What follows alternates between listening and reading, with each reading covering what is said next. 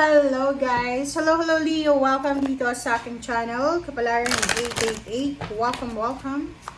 Alamin natin kung anong messages, vibration, gabay, energy para sa lahat ng Leo. This is General Weekly Tarot Reading sa inyong lahat, Leo. Okay. November 24 hanggang 30 tayo, Leo. So, last week na tayo ng November.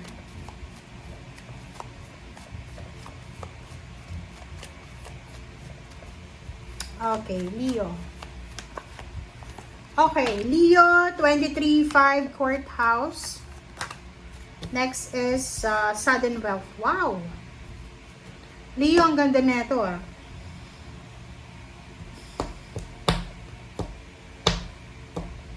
Ikaw ang napaka-lucky sa linggong ito, Leo. Kasi ang ganda nito eh, 23, 5, and 11. This is 5. This is 11, 2. 777. Sinasabi ng barahan na to na meron ditong Leo na posibleng ikaw ay makakapanalo ka eh. Mananalo ka sa mga palaro. Like sa mga pa-contest, sweepstakes, ganyan, ganito. And possible kang magkamal ng malaking halagang pera. Another thing dito is may mga Leo kayo na mayroon kayong inaalala na dokumento like mga kontrata, ganyan ganito. And sa linggong ito, may isang napakalaking kontrata ang posibleng i-offer sa iyo, Leo. Kung ikaw ay business person, kung may business ka or nagtatrabaho ka na as a freelancer, sinasabi ng baraha sa iyo na pwedeng makatagpo ka ng isang tao na o-offeran ka niya ng malaking kontrata, malaking sweldo, malaking income. Ganyan, ganito.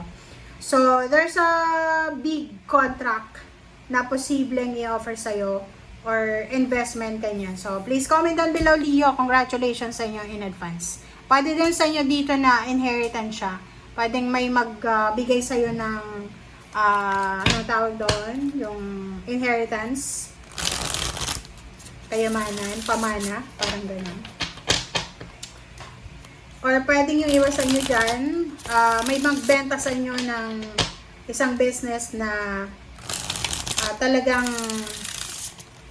malaking halaga ang posibleng kikitain nyo dyan sa business na yan. Alright, so, Leo.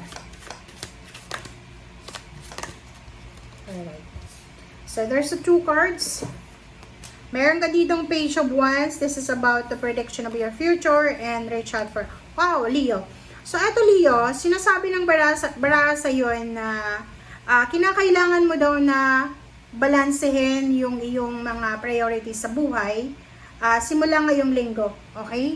So, sinasabi ng baraha sa atin na kailangan nating pag-isipang mabuti lahat ng desisyon na gagawin natin simula ngayon.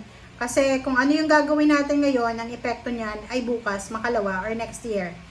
Okay, so dito sinasabi ng baraha sa iyo na kinakailangan mo daw Leo maging excited, maging courageous, maging goal-oriented sa linggong ito. Okay?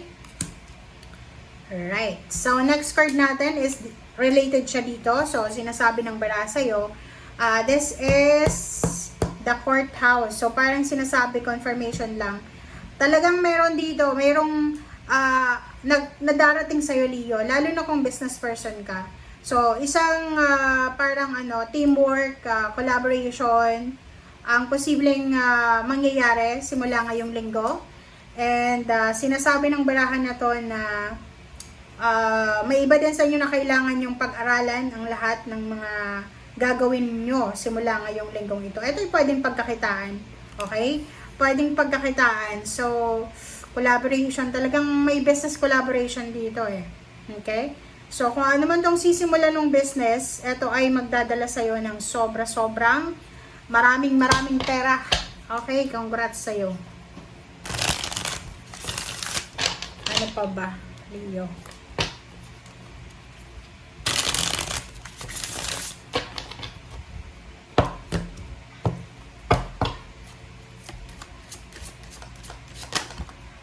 Okay.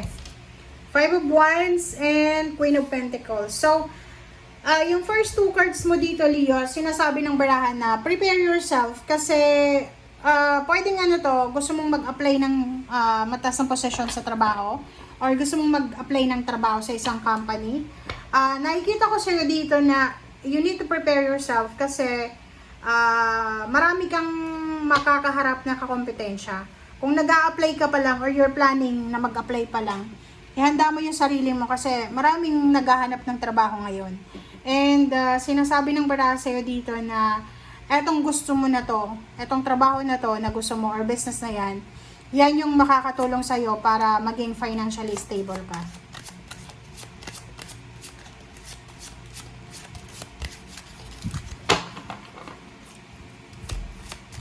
Okay, Leo. Wow. Kung ikaw naman ay business person, sabi ng baraha sa'yo dito na yung business na maybe bubuksan mo pa lang siya, you need to prepare yourself kasi talagang marami yung tao na interesado sa maybe sa business na yan na bubuksan mo.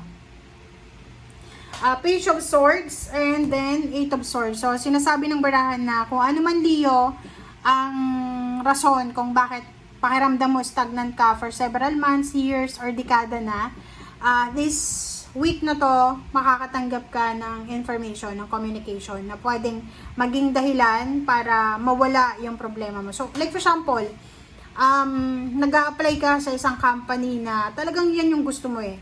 And yan talaga yung parang pinapangarap mo. Sinasabi ng barahan na pwedeng makatanggap ka ng like confirmation kung talagang para sa'yo yung company na yan. We need to be careful din sa emotion natin kasi posibleng dahil sa sobrang pagod or sobrang paghihintay, pwedeng makaramdam ka ng stress, ng anxiety, or maybe depression. So, kailangan mong kailangan mong kontrolin ang iyong emosyon. Ano man ang balita na matanggap mo, maganda man yan na balita or hindi, kailangan mong libangin ang sarili mo. The Chariot and King of Wands and Three of Cups. Meron ditong Leo na kailangan nyo daw Leong magtiis pa ng konti. Okay, you need to be parang ang tawag doon, resilient ba? Okay, maging resilient ka daw kasi lahat ng yan na ginagawa mo sa ngayon is either job, is either business, is either relationship. Lahat ng yan na tinatrabaho mo, lahat ng yan na pinagpapawisan mo, pinagpapaguran mo, pinagpupuyatan mo, ay may makukuha ka dyan na harvest. Kasi itong Chariot na to, this is para siyang hard-earned success. Na parang sinasabihan ka ng iyong mga barahan na walang masasayang sa lahat ng efforts mo. Okay? And sinasabi ng baraha dito na may mga Leo dito na posibleng kayo ay nagmamanifest na makapagtrabaho sa malayong lugar or sa bansa na talagang minamanifest mo.